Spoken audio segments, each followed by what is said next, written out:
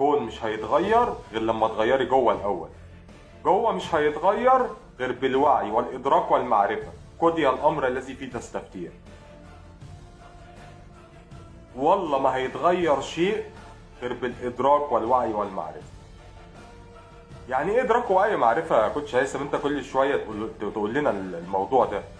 ان انا لو شفت دكتور هيثم او الكوتش هيثم طالع في فيديو بيقدم معلومة، ممكن كلمة تغير لي الطريق.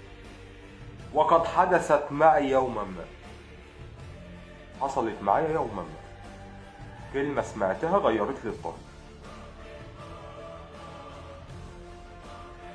اللي عنده وعي وإدراك يفهم ذلك جيدا، إن ممكن كلمة تغير الطريق، تحقق المستحيلات. لذلك